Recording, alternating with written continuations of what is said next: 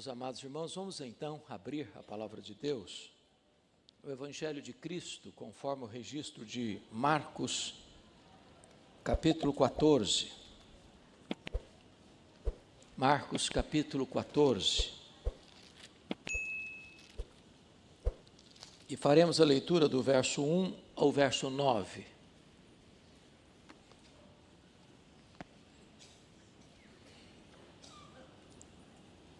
Dali a 2 dias era Páscoa e a festa dos pães asmos.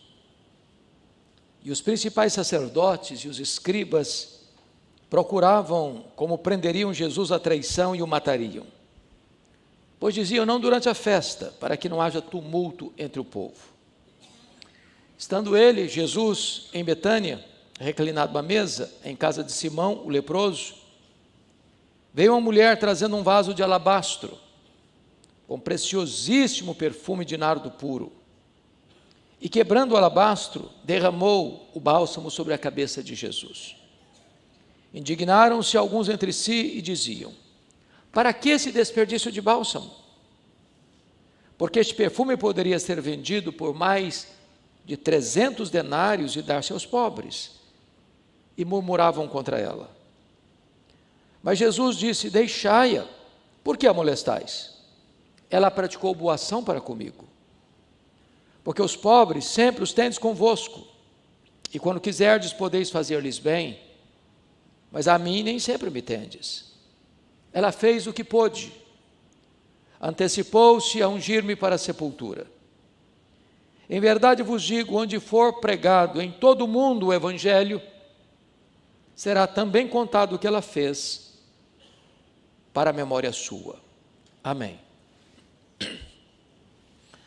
Bom, o contexto desta passagem está meridianamente claro. Trata-se de 2 dias antes da Páscoa.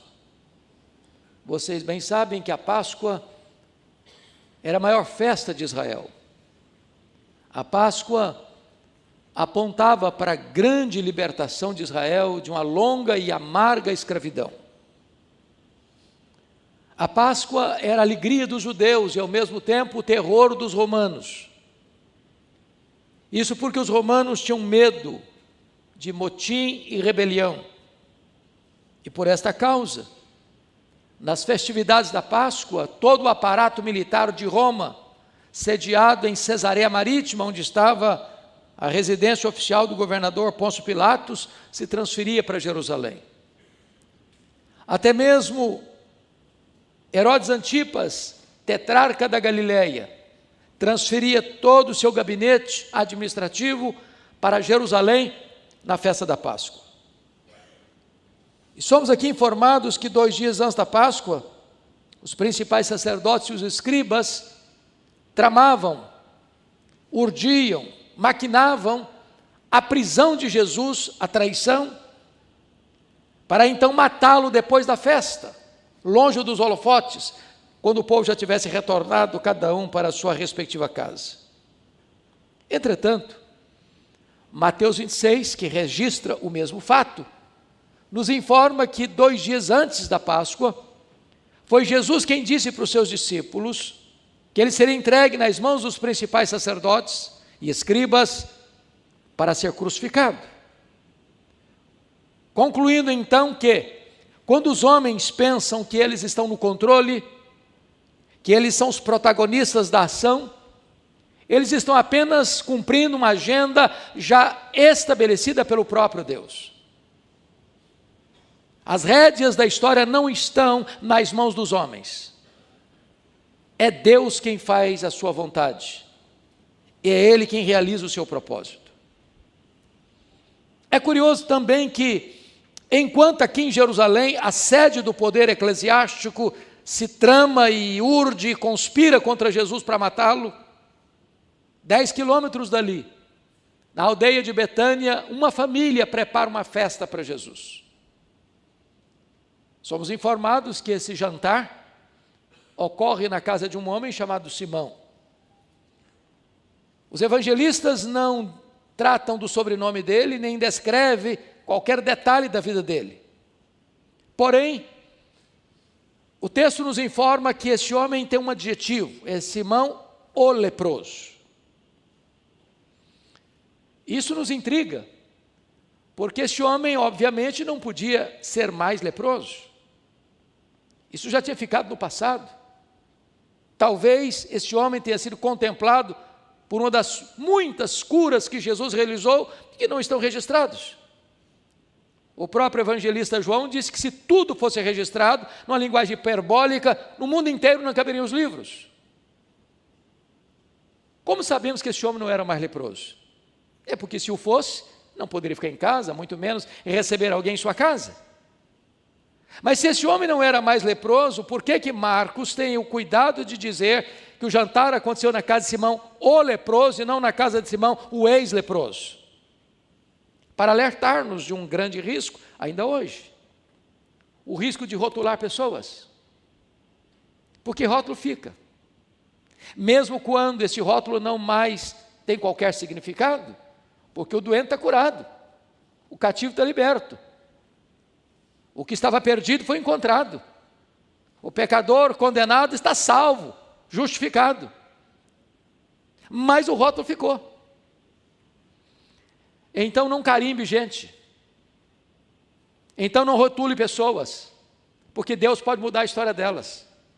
Deus é especialista em virar a mesa da história, em mudar o placar do jogo, em transformar pessoas. Não rotule pessoas, portanto. Mas é curioso que nesse jantar em Betânia, Marta está servindo. Marta tinha essa característica. Onde ela estivesse, ela estava fazendo alguma coisa. Lázaro, recém-ressuscitado, estava à mesa.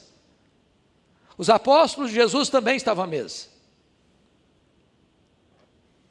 E nesse jantar quem se destaca é uma mulher. Esse texto está relatado em Mateus 26, introduzido apenas em Lucas 22, descrito aqui em Marcos 14 e mais detalhadamente registrado em João 12. Nos evangelhos sinóticos, esta mulher é incógnita, essa mulher é anônima, essa mulher não tem nome. Entretanto, em João 12, essa mulher tem nome, tem endereço, é Maria. Maria, irmã de Marta e de Lázaro. E Maria tem uma biografia tão bela porque ela só aparece 3 vezes nos evangelhos. E nas 3 vezes que essa mulher aparece nos evangelhos, ela está no topo do mundo, aos pés de Jesus. Não há lugar mais alto para você estar na vida do que assentar-se aos pés de Jesus. A primeira vez que ela aparece, ela está lá em Lucas 10, e ela está aos pés de Jesus para aprender. E a maior e melhor academia do mundo é assentarmos-nos aos pés de Jesus, porque Ele é o mestre dos mestres, Ele não é um alfaiate do efêmero, Ele é o escultor do eterno. A segunda vez que Maria aparece é em João 11, e ela está outra vez aos pés de Jesus, agora para chorar as dores do luto pela morte de seu irmão. E não há fonte mais consoladora para o nosso coração batido pelos vendavais da vida do que assentarmos-nos aos pés do Senhor Jesus. Ali encontramos lenitivo, ali encontramos bálsamo, ali encontramos cura para as nossas dores. Mas a última vez que essa mulher aparece é nesta passagem e seus correlatos. E novamente ela está aos pés de Jesus. Agora, para agradecer. E agradecer o quê? O maior milagre público de Jesus, a ressurreição de Lázaro, seu irmão. Então diz o texto, que todos estão à mesa, e Maria vem com um vaso de alabastro. Alabastro é uma pedra ornamental, de cor branca e rosa. E diz o texto que ela tem dentro desse vaso de alabastro um perfume. João chama de unguento. Um perfume que é colocado em grau superlativo, preciosíssimo. E João detalha dizendo, e Marcos detalha dizendo que esse perfume é feito de uma essência chamada nardo. E que essa essência não é híbrida, é nardo puro. Nardo não era uma essência comum Nardo só era encontrado na época na Índia, na cordilheira do Himalaia, das raízes de um arbusto que era seco e moído e transportado em lombos de camelos. Portanto, esse perfume não era apenas preciosíssimo, era raríssimo, era caríssimo. E diz a Bíblia que Maria então vem, enquanto Jesus está à mesa, e quebra este vaso. Tem dentro desse vaso, conforme João 12, 1 libra de perfume. 1 litro tem 2,2 libras. Tem dentro desse vaso, esse frasco de pedra, em torno de 340 gramas, 340 ml de perfume. E esse perfume, então, ao ser derramado sobre a cabeça de Jesus, o perfume enche toda a casa, e esse perfume escorre pelo corpo de Jesus. Chega aos pés de Jesus. E João 12 nos diz que essa mulher vai enxugar os pés de Jesus com os seus cabelos. Isso provoca uma reação liderada por Judas Iscariotes. Até então a máscara dele não havia caído. E os seus condiscípulos acompanham-no nessa indignação contra Maria, ficaram indignados contra ela. E disseram, isso é um desperdício. Esse perfume poderia ser vendido por mais de 300 denários e dar-se aos pobres. E murmuraram contra ela. Na verdade, molestaram-na. E Jesus sai em defesa dela e disse, não a molesteis, deixai-a.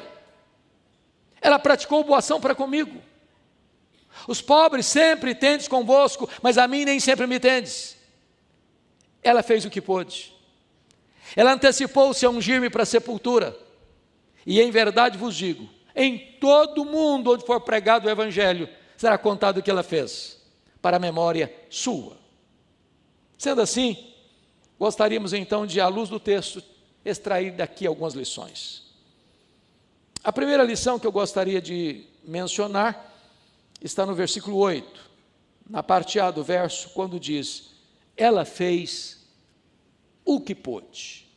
Para mim, uma das frases mais eloquentes que eu encontro na Bíblia, acerca da consagração de uma pessoa ao Senhor Jesus. Ela fez o que pôde. Porque às vezes nós fazemos também, mas não fazemos tudo o que podemos. Às vezes fazemos de forma relaxada. Às vezes fazemos com a motivação errada. Às vezes fazemos, mas fazemos sem pôr toda a nossa alma, todo o nosso coração, toda a nossa energia, todo o nosso apreço, todo o nosso amor no que estamos fazendo para Jesus. Maria fez o que pôde. Maria fez o que pôde. A história é nossa pedagoga, ou nossa coveira. Quando olhamos para a história, aprendemos exemplos tão lindos. Me vem à mente o que aconteceu na Alemanha, começando em 23 de setembro de 1723, com o conde Ludwig van Zinzendorf, quando começa na Alemanha uma reunião de oração, que dura 100 anos ininterruptamente, desencadeando um movimento de reforma, de reavivamento e de grande impulso missionário. Os moravianos eram tão apegados à obra missionária, que alguns deles, não tendo dinheiro para ofertar para a obra missionária, se vendiam como escravos. Era possível na época. Para comprar passagem de ida para os povos mais longínquos, para dedicar o resto da sua vida para evangelizar aqueles povos. Quando eu penso nisso, pastor Jailton, eu fico a imaginar, meu Deus, diante de um exemplo desse, o que é que eu estou fazendo? Será que eu estou fazendo o que eu posso? Tudo o que eu posso para Jesus? Maria fez o que pôde. Mas em segundo lugar, note comigo versos 3 e 4, que Maria fez para Jesus o seu melhor. Porque vejam vocês que o perfume foi avaliado por Judas Iscariotes, e ele entendia de dinheiro, ele era um tesoureiro. Ele sabia avaliar coisas em mais de 300 denários. Ora, se tem dentro do vaso uma libra, 340 ml, e foi avaliado em mais de 300 denários, denário era o trabalho de um assalariado, um dia inteiro de serviço, no final do dia a pessoa recebia um denário, uma moeda de prata. Estamos afirmando, portanto, que cada ml desse perfume custava um dia de trabalho. Esse frasco de perfume valia 1 ano de economias de uma pessoa comum. E você e eu gostamos de bons perfumes. Eu não tenho dúvida disso.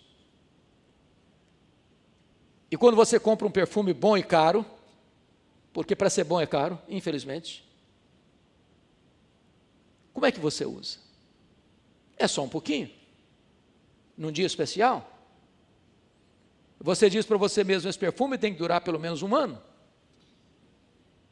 E o que eu acho interessante é que alguns comentaristas dizem que Maria usou esse perfume porque foi o perfume que compraram para o sepultamento de Lázaro, sobrou um pouco lá, então ela dedicou o pouco que sobrou para ungir Jesus, mas não é isso que o texto quer dizer, obviamente não.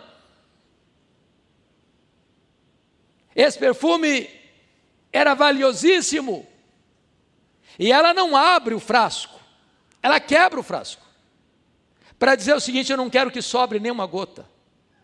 O que eu tenho, o melhor que eu tenho, e tudo que eu tenho, eu quero consagrar ao Senhor Jesus. Ela fez o seu melhor para Jesus. E eu, e você? Temos feito o nosso melhor para Jesus? Ou temos dado para Ele a sobra, o resto? O que não tem valor para nós? Às vezes, meus irmãos, até os pagãos, ou até aqueles que ainda não conhecem a graça de Deus, têm mais zelo em servir aos seus deuses, aos seus ídolos, do que nós o temos em servir ao Deus da nossa salvação. Eu estava pregando em Porto, em Portugal, e fomos fazer uma visita em Coimbra, e na medida que viajávamos, eu vi caravanas a pé andando pelo asfalto, e aquilo me intrigou, e eu perguntei: o que é que essas pessoas estão fazendo? Me responderam: elas estão indo a Fátima, pagar promessas. E eu perguntei: mas a que distância elas estão andando a pé? Me responderam: a mais de 300 quilômetros. E eu fiquei pensando, disse: meu Deus, quantos crentes que acham difícil ir para a igreja?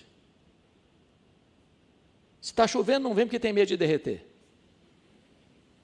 Se está calor demais, tem medo do ar-condicionado não funcionar. Se o Flamengo joga com o Vasco, não vem porque tem que assistir o final do jogo. Qualquer motivo da pessoa chegar atrasado, porque tem que esperar o final do jogo para vir para a igreja, ou até mesmo não vem, dependendo do resultado. E as pessoas que não conhecem a Deus são mais zelosas em servir aos seus deuses ou aos seus ídolos, que às vezes nós o somos em servir ao Deus da nossa vida. Maria fez o seu melhor. Terceiro, Maria fez de forma sacrificial. Eu leio esse texto, pastor Rômulo, e às vezes eu fico perguntando a mim mesmo: meu Deus, como assim? Eu não conheço nenhum fato na nossa cultura ocidental de alguém trabalhar 1 ano inteiro para comprar no final deste ano um frasco de perfume. Não cabe na nossa cultura isso. É impossível entender isso dentro da nossa cultura ocidental. Aquele perfume não era apenas raríssimo e caríssimo, não. Aquele perfume não era encontrado numa loja de perfumaria do jeito que tinha. Um frasco de alabastro. Aquele perfume era comprado gota a gota, grama a grama, ml a ml. Ia sendo acondicionado nesse frasco de pedra, e essa moça começava esse processo no momento que ela fazia a transição de menina para moça, para o dia mais sonhado, desejado e esperado da sua vida, o dia das suas núpcias. Ela oferece para Jesus, portanto, não só o seu melhor, mas aquilo que tem mais valor para a sua vida. Eu chamo isso de um gesto generoso. E se existe uma prática no cristianismo, meus irmãos, que nós precisamos aprender, é a prática da generosidade. Eu li um livro, presbítero Ulisses, sobre esse assunto, que me marcou muito.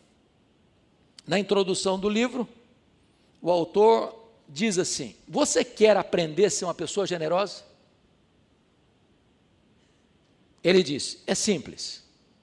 Passe numa loja, compre uma jarra de vidro transparente, bote na sua sala.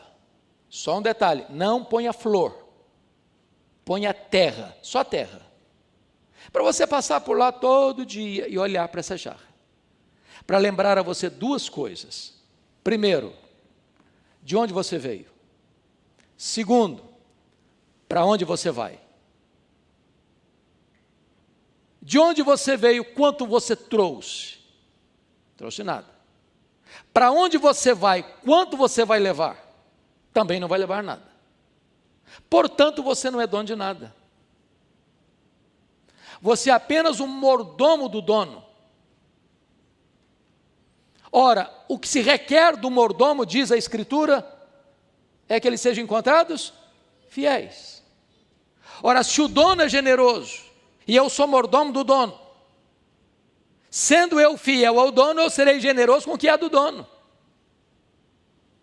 Porque o grande problema nosso em sermos generosos é a síndrome de dono. Se eu sou dono, é para mim. Eu não reparto com ninguém. Às vezes nós temos muito medo de cair nas teias da teologia da prosperidade. E às vezes caímos do outro lado na teologia da miséria. É claro que alguém que tem a intenção de dar para receber em troca, está fazendo uma barganha, está fazendo uma permuta. Isso não é nem honesto. Mas, por outro lado, não podemos negar o princípio bíblico de que a alma generosa prosperará. Que quando você dá ao pobre, você empresta a Deus. Mas reter mais do que justo é pura perda. Os nossos irmãos reformadores tinham um princípio que eu acho lindíssimo. Eles falavam do mistério do pobre e do ministério do rico. E diz Provérbios que Deus faz o pobre e Deus faz o rico. É Deus quem fortalece as nossas mãos para adquirirmos riquezas. Não pense você, porque você é mais rico, tem mais dinheiro, granjeou mais recursos, tem mais propriedades e tem uma conta bancária mais robusta, porque você é o cara. Não. É a bênção de Deus. É Ele quem fortalece as nossas mãos para adquirirmos riquezas. Agora, por que Deus dá mais? Para que você reparta com generosidade em vez de reter com usura. De tal maneira que o que não tem é suprido, e o que tem se alegra em doar, porque mais bem-aventurado é dar que receber. Essa foi uma lição que eu aprendi em casa. Aprendi com uma mulher analfabeta. Aprendi com a minha mãe. Lá em casa, pastor Jailton, na roça, se fazia compra uma vez por ano. Depois da colheita, ia para Mantena, terra do Ulisses, tinha barateira lá, e a gente comprava tudo que precisava de roupa, e não era feita não, porque não tinha dinheiro para comprar roupa feita. A primeira calça pronta que eu comprei para mim, eu já era adolescente. Ia comprar as coisas para casa, comprava tudo em grande quantidade. E a minha mãe sempre comprou mais do que o dobro que precisávamos. Sempre. E quando questionávamos a ela, por que, mamãe? É porque nós precisamos ajudar aquelas pessoas que não têm. Se você ainda não experimentou esse princípio de Deus, eu encorajo você a começar. Reserve parte do seu orçamento para ajudar alguém. Não é uma coisa esporádica, não, sistematicamente. Qual é a ordem dessa ajuda? Primeiro, a própria família. Segundo, aos domésticos da fé. Terceiro, a todos os homens. Quarto, até seu inimigo. Se o teu inimigo tiver fome, dá-lhe de comer. Se tiver sede, dá-lhe de beber. E eu garanto a você que você descobrirá uma alegria tão grande, e as recompensas espirituais tão profundas, que isso vai encher a sua alma de alegria e gozo. Porque a generosidade é um gesto que agrada o coração de Deus. Maria fez sacrificialmente, generosamente. Mas em quarto lugar, vejam comigo os versos 4 a 6, que Maria fez apesar das críticas que recebeu. E Maria recebeu 3 críticas: indignação, murmuração e molestação. Agora notem que eles não estão indignados, e eles que eu estou falando aqui são os discípulos. Eles estão indignados não com o que ela fez, mas para quem ela fez. No discurso populista e falso de Judas, se fosse para os pobres, tudo bem. Mas o discurso dele era populista, ele não estava interessado em pobre, em coisa nenhuma. João 12 diz que ele era ladrão e queria essa grana para ele. E diz a Escritura que eles murmuraram, murmuraram contra ela. Murmuração, graças a Deus, é um assunto que acabou nas igrejas. Muito tempo que nunca mais ninguém murmura nas igrejas hoje. Mas naquela época tinha murmuração. Fizeram com ela o que hoje seria crime. Molestaram-na. Então, me permita uma coisa. Você está fazendo a obra de Deus? Nos meus 43 anos de ministério, eu nunca vi ninguém se levantando para fazer a obra de Deus sem enfrentar críticas. Quem tem medo de críticas não serve a Deus. Quem tem medo de críticas está mais interessado no aplauso dos homens do que na glória de Deus. Você está fazendo a obra de Deus? As pessoas estão chateadas? Estão murmurando? Estão molestando você? Continue fazendo a obra de Deus. Porque, por outro lado, tem gente hipersensível. Tem crente cristal. Tem crente porcelana. Tem crente que qualquer coisinha se me lixa, também eu não vou fazer mais nada. Eu fui fazer, me criticaram, agora também não faço nada. Maria fez, apesar das críticas. Mas em quinto lugar, Maria fez só para agradar a Jesus. É João 12 que nos informa isso, e só João 12, que ela enxuga os pés de Jesus com seus cabelos. Eu estava relendo agora há pouquinho, lá no gabinete pastoral, o comentário de William Hendrickson sobre esse texto, e ele reenfatiza isso, que naquela época, naquela cultura, uma mulher não soltava os cabelos. Muito menos enxugaria os pés de um homem com seus cabelos, num lugar público. Isso era um escândalo. E a grande pergunta é por que Maria fez isso? Quebrando um protocolo. E a única resposta que encontramos, e o Hendrickson trabalha isso, é que o amor era tão grande, a gratidão era tão profunda, que Maria, naquele momento, ela não estava preocupada com o que ia pensar Tomé, o que ia falar Mateus, o que ia dizer Judas Iscariotes. Naquele momento, o único vetor que governou a sua mente, o seu coração, as suas ações, é o amor a Jesus, é a gratidão a Jesus. Convenhamos, às vezes na igreja, irmãos, a gente fica muito preocupado com tanta coisa. O que vai falar fulano? O que vai dizer Beltrano? O que o cicrano vai pensar? Até no culto, se eu levanto a mão, eu sou rotulado. Se eu não levanto, sou rotulado também. Se eu choro, sou rotulado. Se eu não choro, também sou rotulado. E a gente fica cheio de dedos, preocupado. Se eu faço isso, fulano não vai gostar. Se eu faço aquilo outro, Beltrano não vai gostar. E eu fico como que segurando pratos. tentando agradar as pessoas. E às vezes, tentando agradar as pessoas, eu desagrado a Jesus. De longe, eu estou sugerindo que você está liberado para desagradar as pessoas. De jeito nenhum. Mas o vetor que deve governar a nossa vida é agradar a Jesus. É agradar a Jesus.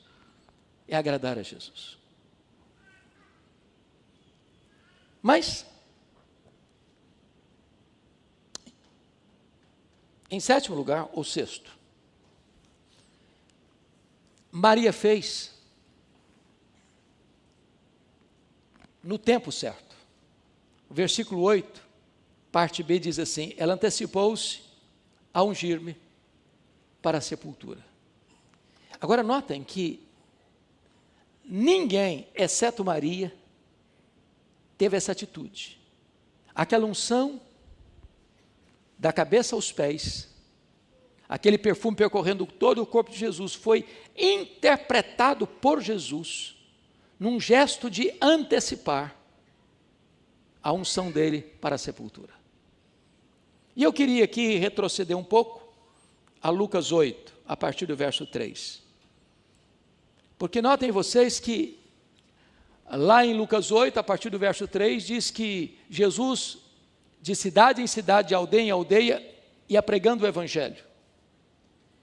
E diz o texto que as mulheres da Galileia, e 3 delas são citadas pelo nome, Maria Madalena, Joana e Susana, e muitas outras, bancaram financeiramente o ministério itinerante de Jesus, pregando nas 204 cidades da Galileia. Pequenas vilas, pequenas aldeias. E aí eu queria que você raciocinasse comigo algumas coisas.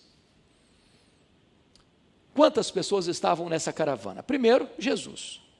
Segundo, 12 discípulos, 13 pessoas.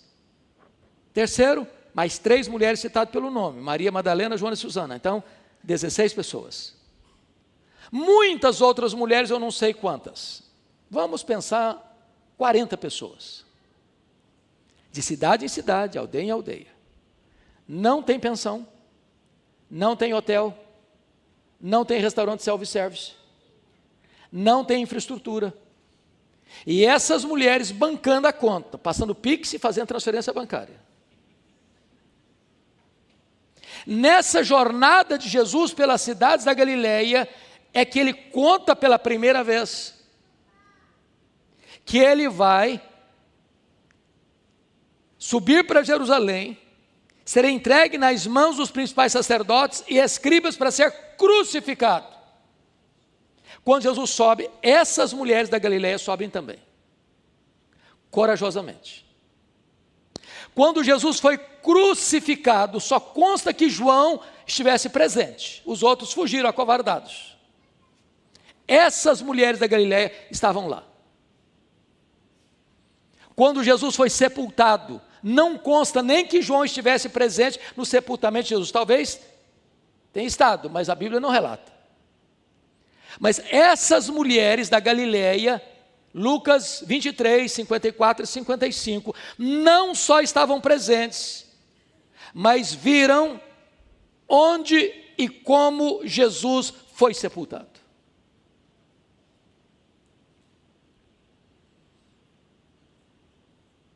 Quando chegou o sábado,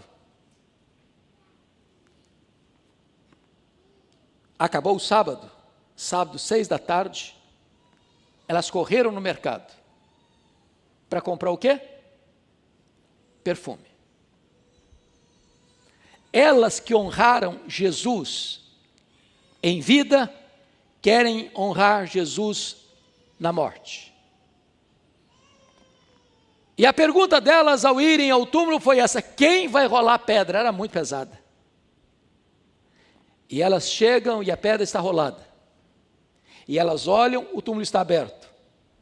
E elas entram, o túmulo está vazio. E elas saem, um anjo pergunta para elas: o que vocês vieram fazer aqui? Procurar entre os mortos aquele que está vivo. Ele não está mais aqui não, ele ressuscitou. E sabe o que o anjo está dizendo para elas? Vocês fizeram muita coisa para Jesus. Mas uma coisa vocês não fizeram. Vocês não anteciparam a ungir o corpo dele para a sepultura. Agora ele não precisa mais desse perfume. Ele ressuscitou. Lição, princípio, é preciso fazer no tempo certo. Há coisas na vida, irmãos, que não podem esperar. Ou você faz hoje, ou você nunca mais vai ter chance de fazê-lo. É aquela conversa, é aquele confronto, é aquela visita, é aquele perdão, é aquele pedido de perdão, é aquela oferta de socorro. Faça hoje para você não chorar a dor do remorso amanhã. Amanhã pode ser tarde demais. Eu penso que isso remete a nós, a cultura brasileira dos nossos funerais. Se existe uma das coisas que mais me impressiona nos nossos funerais, é que eu nunca vi ninguém receber mais elogio do que defunto. Nunca vi. Fica meia hora na cabeceira do caixão e você vai escutar rasgados e desabridos elogios ao defunto. A pergunta é, será, meu Deus, que essa pessoa recebeu ou ouviu algum desses elogios? Porque um defunto não fica feliz de você elogiá-lo. Nem se levanta do caixão para lhe dar um abraço. E se levantar, você foge também.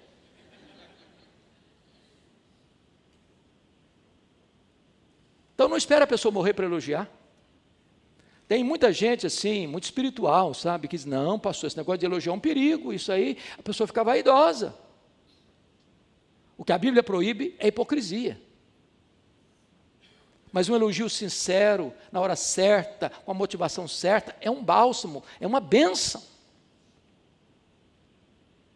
Eu hoje de manhã fiquei muito feliz lá no Encontro de Casais, e disse para o meu querido pastor Wendel Lessa, ao ouvi-lo, eu não tive o privilégio ainda, pastor, de ouvi-lo. Fiquei tão feliz, me alegro tanto. Parabéns, pastor Jailton e Departamento de Casais, por convidá-lo. Mensagem bíblica, totalmente bíblica, direta, específica, abençoadora. Eu não posso guardar isso para mim, eu tenho que falar para ele. E eu sei que ele recebeu isso, não achando que eu estou enaltecendo a ele, eu estou dando graças a Deus pela vida dele.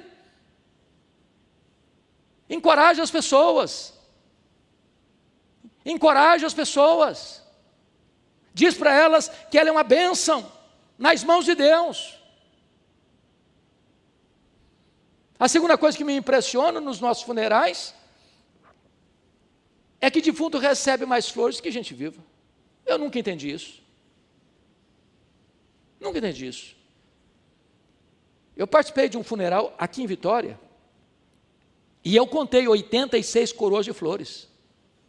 Contrataram um big de um caminhão, desculpa do pleonasmo, para levar as flores. E um caminhãozinho bem pequenininho para levar o defunto. E eu fiquei do lado olhando. Falei, meu Deus, coitado do defunto, não consegue cheirar um botão de rosa a mais, para que tanta flor para ele?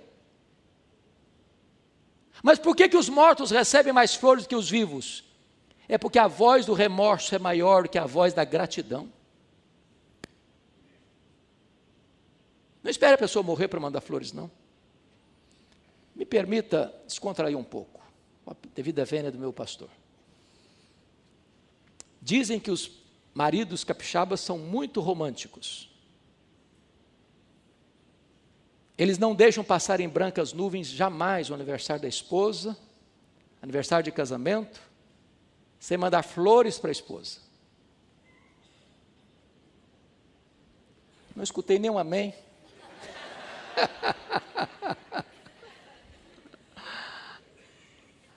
Mas vai que tem um marido desavisado por aí que nunca mandou um buquê de flores para a esposa. Eu sei que não tem nenhum assim aqui. Agora, minha irmã, se você nunca recebeu um buquê de flores do seu marido, se você for na frente, e ir na frente quer dizer morrer primeiro, você vai receber uma coroa de flores, e grande. E ele nem vai pedir desconto na floricultura.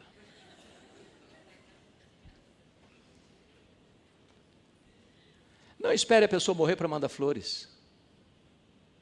Faça no tempo certo. Eu fico olhando a história do Davi, o coração aperta. Sabe quantos anos Davi ficou brigado com seu filho Absalão? 11 anos. 11 anos. Um dia o Absalão mandou um recado para o pai dele assim: papai, eu prefiro que o senhor me mate, mas fale comigo.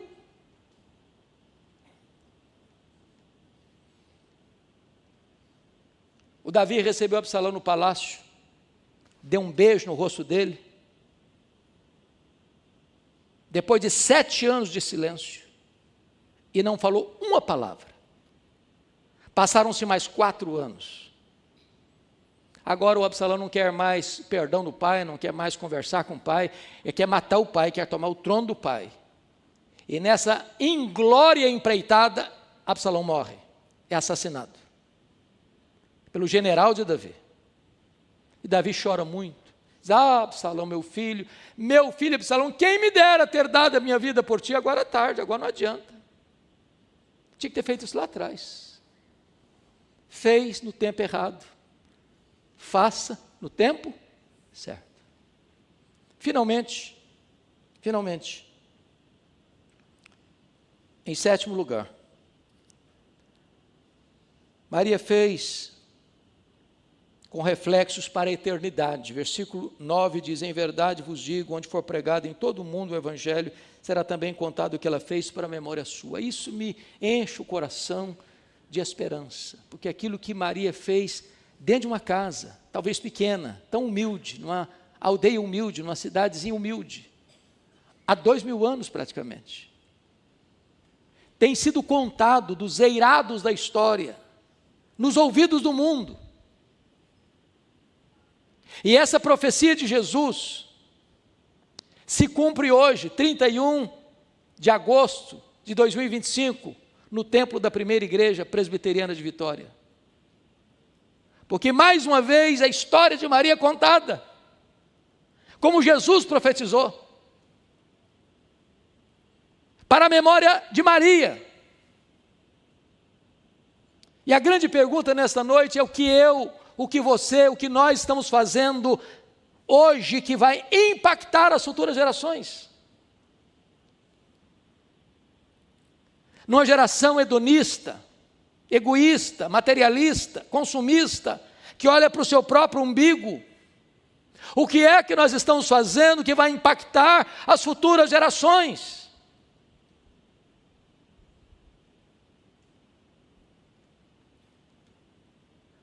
Se Jesus não voltar antes,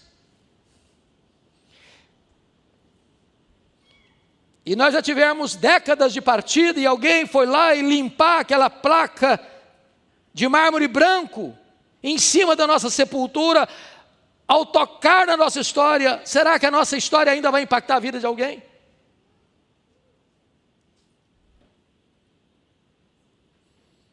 Nós temos memória curta, e Eclesiastes diz isso.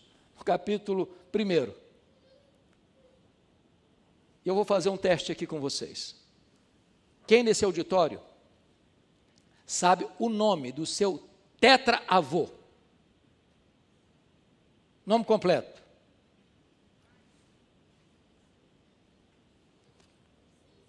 Ninguém sabe. Sabe o que significa isso? O seu tetraneto não vai saber que você existiu. Triste, não? Triste. Quem sabe a gente possa mudar isso? Quem sabe possamos viver hoje como Maria viveu, de tal maneira que o que estamos fazendo hoje para Jesus vai reverberar na história.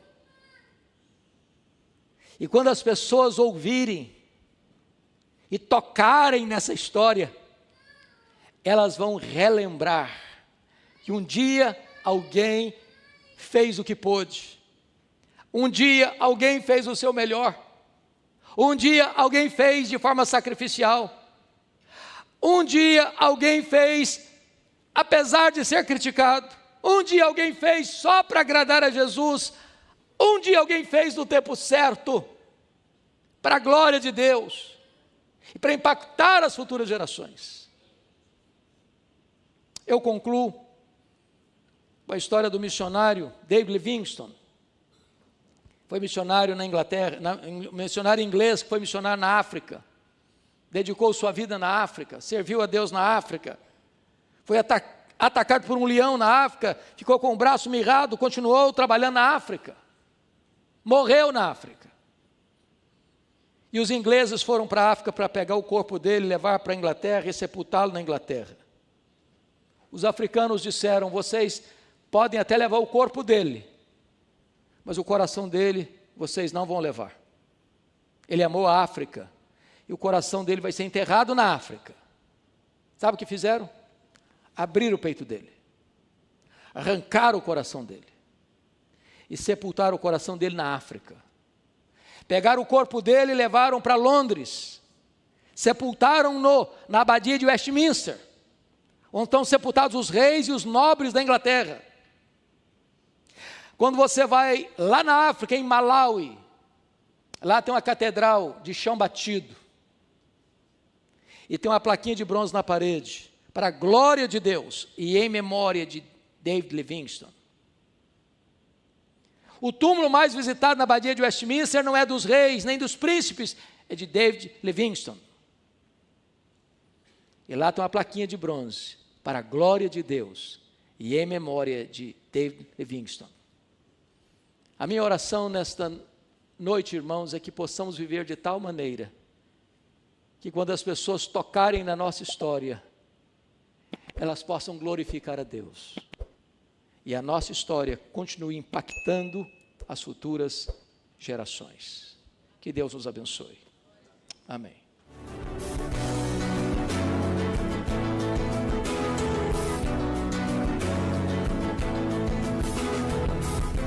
Palavra da Verdade, com Hernandes Dias Lopes.